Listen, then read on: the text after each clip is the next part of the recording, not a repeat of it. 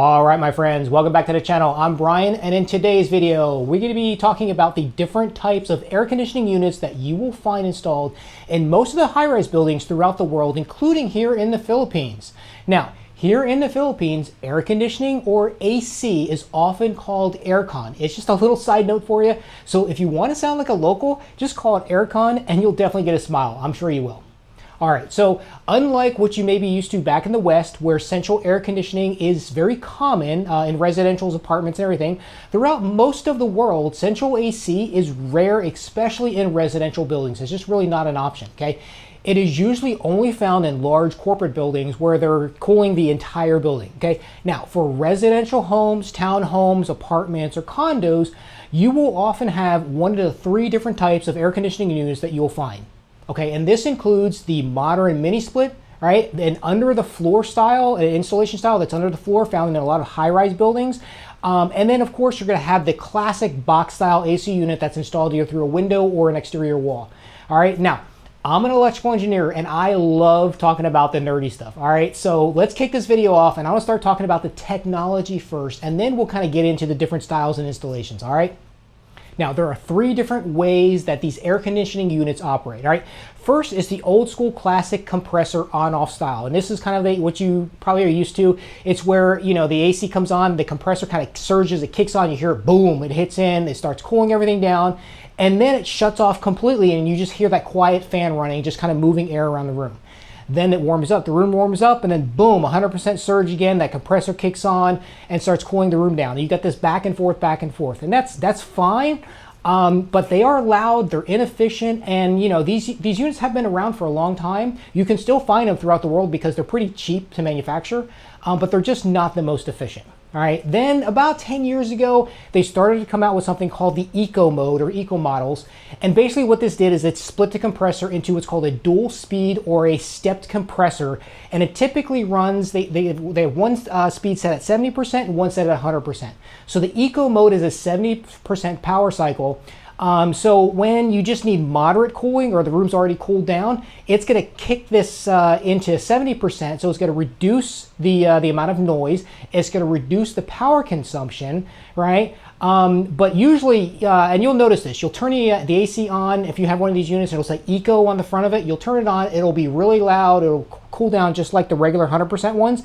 Then it'll get to a point where it'll kind of drop down into an eco mode at that 70%. But again, this still has the same function. It still has the compressor surging on and then surging off. Whether it's surging on or off at 100% or surging on or off at 70%, you still basically have that constant fan running and the compressor kicking on and off. And again, it's more efficient, but not as efficient as our next one.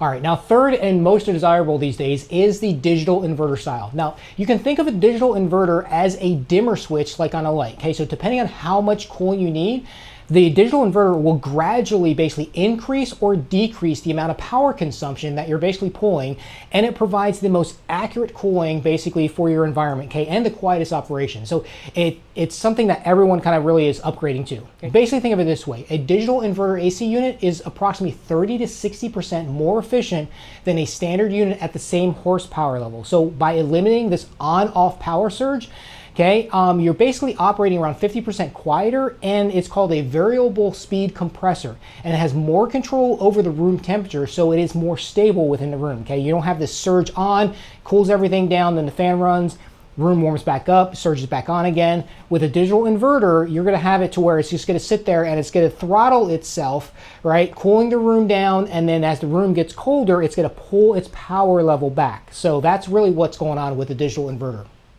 And because of this, your electric bill can be significantly less with a digital inverter. All right, so many cases are about 30 to 50% less consumption. And I've spoken to kind of the real numbers here. I've spoken to some people here in the Philippines who've had their units swapped out from a standard classic unit to a digital inverter unit, right, as the compressor, and their electric bill has dropped 30, 40, 50%, right, just for making that one switch. All right, that's how they operate. But now let's go ahead and look at these units, how they're installed and how we basically use them here, right? Now, one common use of aircon in many parts of the world is called direct or targeted use, okay? And that is to a specific room or section of the house, okay? Unlike central AC in more Western countries, inside most residential properties, you only cool down the rooms that you're using at the time, and you turn off the AC completely when you leave. So if you're not in a room, you don't cool it down, okay? It's just very commonplace here, right? And there are no wall-mounted thermostat controls either that run the whole house. So you're not just going to have a single basically thermostat. You go in, you turn it on, and it cools down the whole house.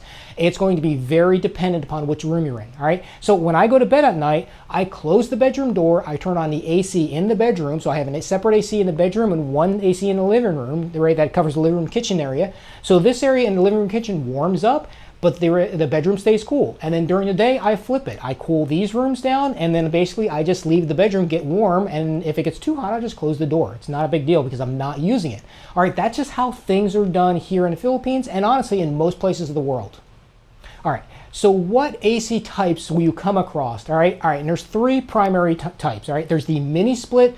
Okay, that's becoming the most common because it requires no duct work at all. It can be targeted to a specific room or a specific area of the house. Okay, especially when we're talking about high-rise building condos. Right? Okay, central AC again, it's just not an option. Right? So mini splits are very much the option. But here's the catch, okay? They're very quiet, which is great because the thing is the compressor is mounted outside, but the catch is you need a place to mount basically the compressor outside. So the only thing that's mounted inside is going to be the fan and the controls, all right? And mini splits, most styles these days are going to be that digital inverter style. But again, if you don't have a balcony or you don't have an area outside, like a ledge, right, that is predetermined to mount actually the compressor for the mini split, right? And here, I'll show a picture right here. I was actually setting up my 360 camera so I can get some time lapse basically of the traffic below.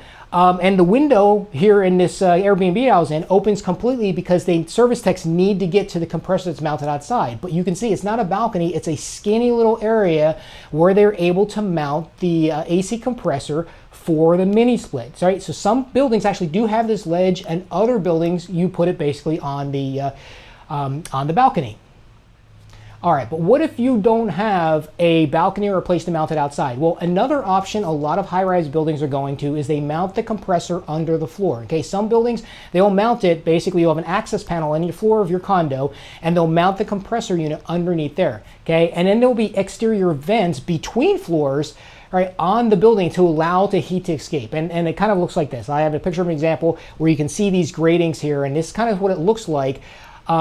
You know, between the two glass sections, you'll have these grates, and this is kind of where the ventilation will to kind of dissipate the heat coming off of those compressor units, right? And yes, under the floor models, they actually do come in all the three different styles we were talking about, which is the old school compressor on-off, the eco mode, and the digital inverter. So just because it is mounted under the floor, don't assume it's an automatic digital converter unit. In fact, many of the older ones are that classic eco style where the compressor will be kicking on and off either 100 or 70%. It'll look like a mini split because you'll have the fan mounted on the wall inside, but the actual compressor is not, so you need to check for that. Now, this type of AC unit can become an issue because if the exterior airflow on the building is not adequate, then usually these can heat up the floor or even the ceiling units above and below you, okay? So this typically will heat up your floor. Okay, and the heat has no place to go. I mean, it's just physics. It's if you can't naturally kind of dissipate this heat, and the airflow on the exterior of the building is working against you, right? Your entire floor can become a heat sink, and this is a common complaint when it comes to this type of aircon unit. And I've talked to folks that live here in the Philippines, and they say yes. You know, if they live in certain buildings on certain sides, that they're like, my floor is always hot. And what basically winds up happening is your electric bill is going to be higher because you're always going to be trying to cool your place down. So that's a problem with some of these in the floor ones. And also service and repair also becomes a problem because they're just not the best design. And you know, there's going to be a confined space, and trying to basically access it to service it or to clean it and stuff. Yeah, it's just not usually the best option. All right, now type number 3, the classic box style, window style that you see, the old school, old reliable, all right? This is proven technology, the classic, whether it's installed in a window or through a wall. This type of AC unit is the most common across the world. It's the most affordable. It has the most install options. It's super easy because if you need to actually do any servicing on it, you just pull it out, pop in a new one. It's great, right? Now, don't think these are old school and outdated. A lot of them are the new digital inverter style, so they're highly efficient. They're extremely quiet. You know, they're not going to be as quiet or as efficient as a mini split, but they're basically second in line, okay? In many cases, a lot of high rises lack the exterior space to actually install a mini split compressor, like I said, on the outside. So these box styles are very typically mounted through the wall, right? And you have one of these installed per room, okay? For example, here's a condo building that I stayed in before as an Airbnb, okay? And this unit has a balcony. So the mini split is installed on the balcony. The compressor is mounted on the balcony, but look just behind that. The unit next door doesn't have a balcony. So it has the mounting through the wall and it has a drip pan just underneath there. So these box styles are very, very popular. And honestly, they're not complicated, right? Again, if you need to service them or something happens, they're super easy. You pull them in, pull them out, just swap what you need to do, and they're very common. All right, my friends, there you have it. So, okay, there's a breakdown of the different types of air conditioning units that you'll come across here, both how they actually operate, as well as the different types you're going to see. And again, thank you so much for watching. Let's talk about this in the comments. If you have any questions, let me know. And again, until next time, take care.